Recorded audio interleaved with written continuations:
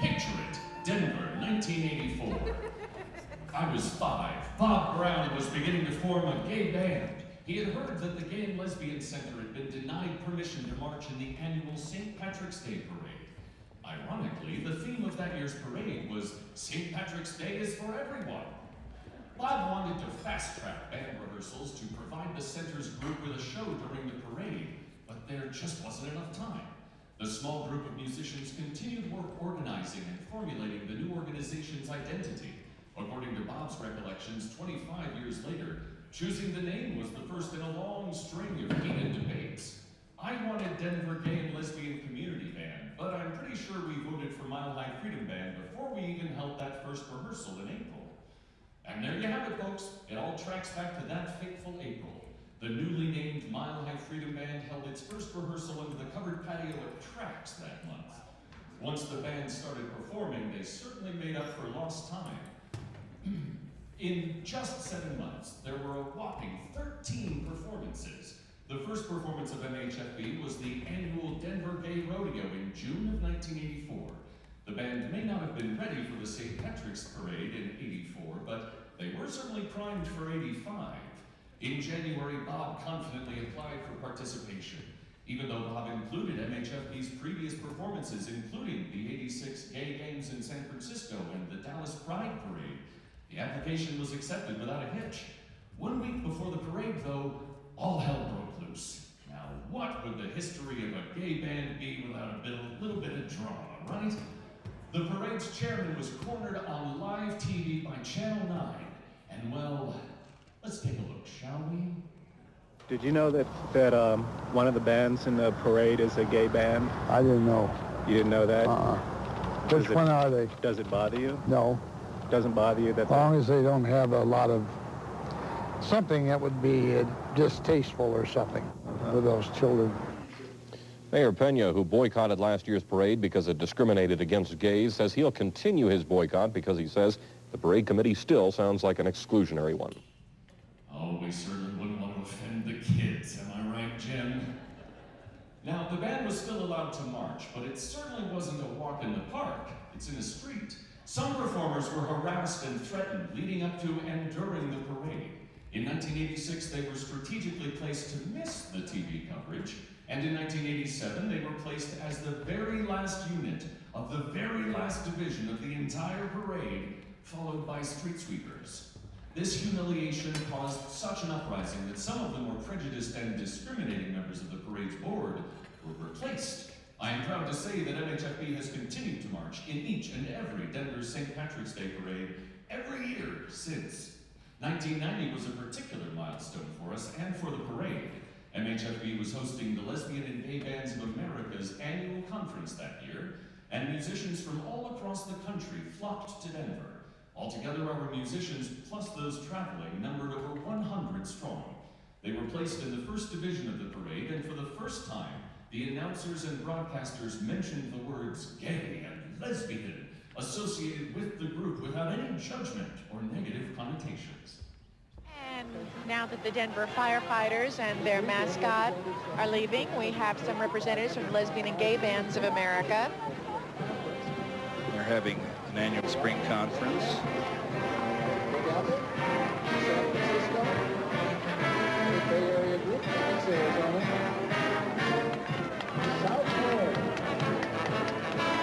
This band has marched in San Francisco's Chinese New Year's parade and also performed concerts in New York, Miami, also down in Dallas, Boston, and Washington, D.C., so they have certainly gotten around.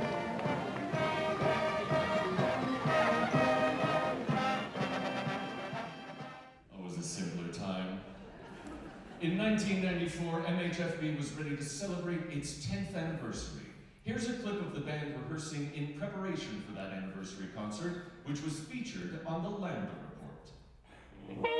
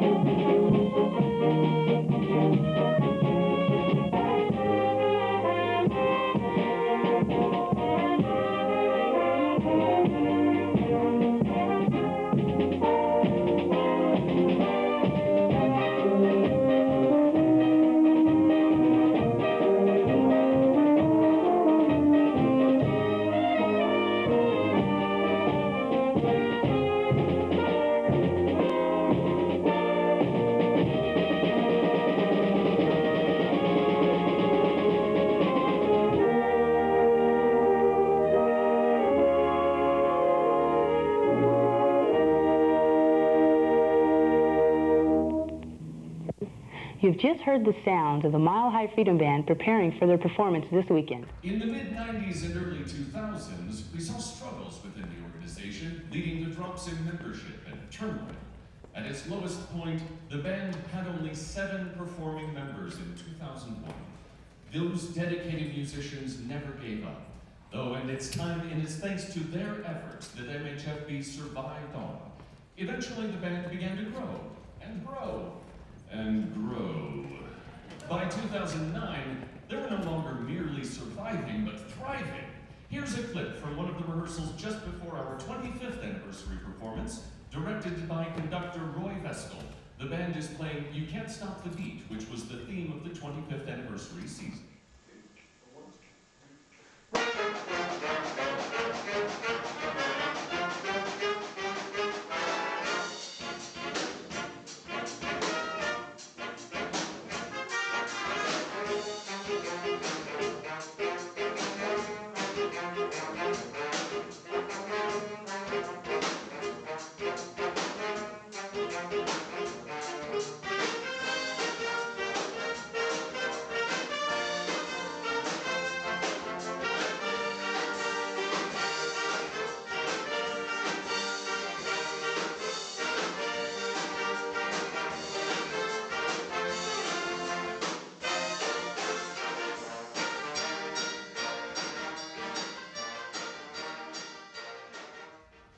That's a manageable size band. Look at this.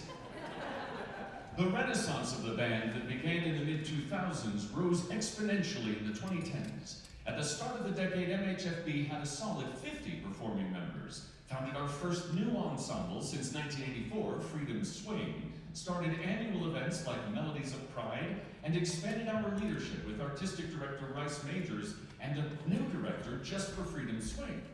This decade also saw the birth of what has become one of our signature events, Spooktacular Spooktacular. It was Rice who pitched the idea of an annual event to celebrate gay Christmas or Halloween. This unique concert began in 2011 as a mix of cabaret-style performances, costumes, and dancing. The event moved around from various dance studios in town until it found its home in the sanctuary of historic Grant Avenue in 2014. Throughout the years, Spooky gradually took on storylines to thread the pieces of music together. Today, Spooky is nearly a full-fledged musical, with actors and singers and its own running gags like the infamous DuckTales. And in our 35th anniversary season, for the first time, MHFB had a full sellout performance. As a matter of fact, the last time MHFB Wins did not perform to a sellout audience was May 2018. Here's a little taste from this season's Spook. Wait. The villains have been switching faster than Scooby can scarf down cheeseburgers. This is going to get a little confusing. Hey, Flappy, how about some music to establish for the audience that we're returning to the Beetlejuice universe?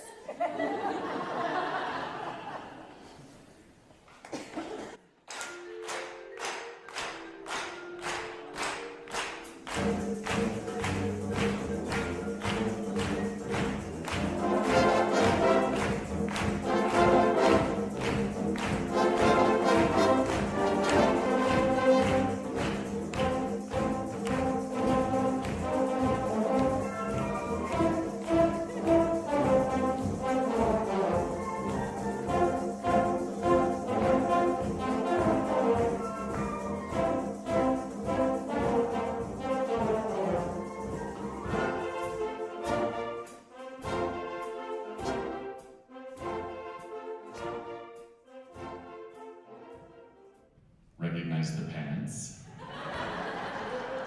In 2020, the COVID-19 pandemic changed everything. Performing arts organizations were some of the hardest hit since we had to rely on being together in person to do our thing. Or did we?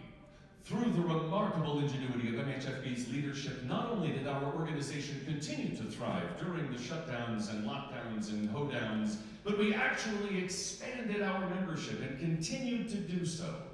In fact, throughout our 37th season, we did not cancel a single performance, instead taking the entire season to our digital screens. With streaming events and global viewers, MHFB actually reached the largest audience in our history through the virtual season.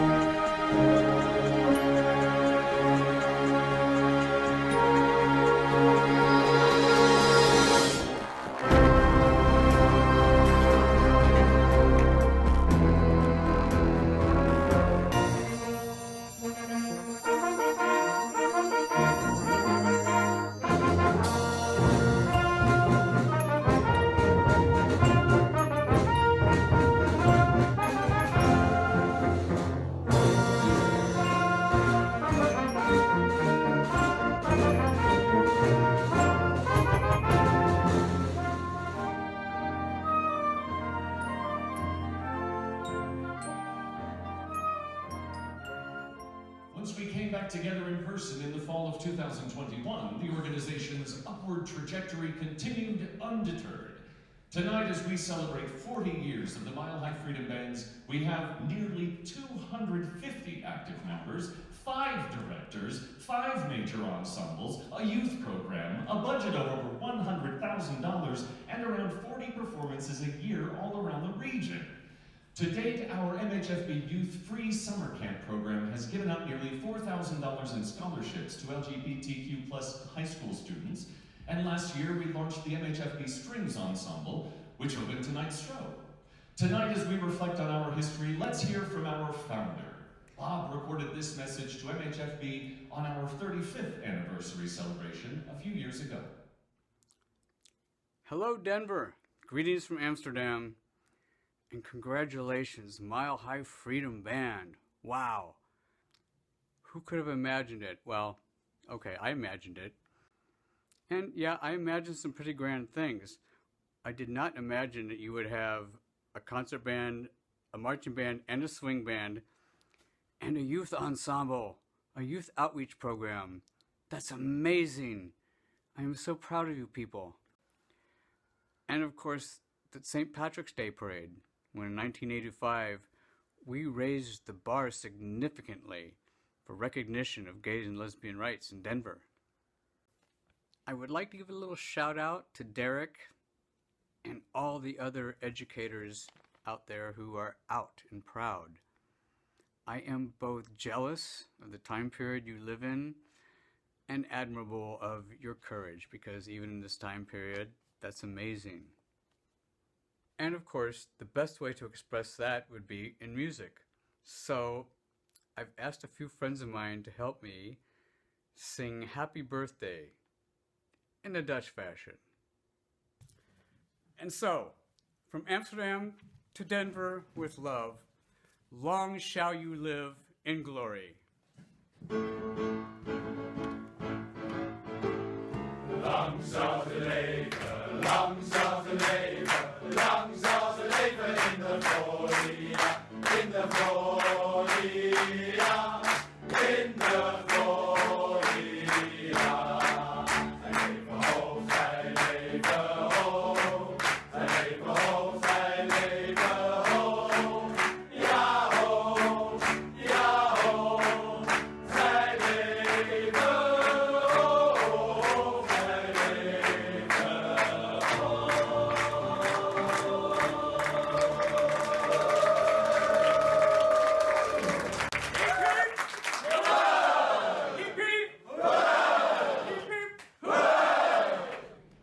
And as you can see from that video, I too am Dutch. I think it's safe to say we've kept Bob's vision in the forefront of MHFB. As we continue tonight's performance, we bring with us the hard work, dedication, dreams, hopes, and artistry from 4 decades of MHFB's performers. There really is no place like home.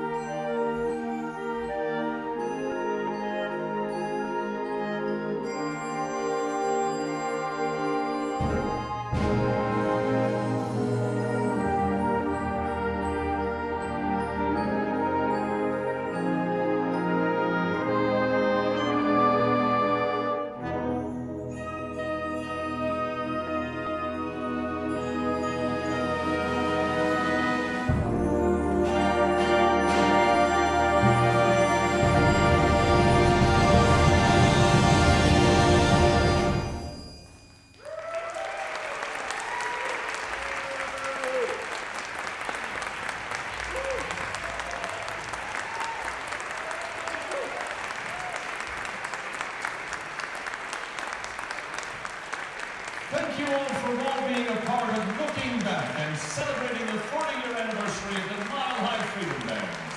Here's to the next decade of MHFB and our musical home. Have a fantastic rest of your day. We hope to see you soon.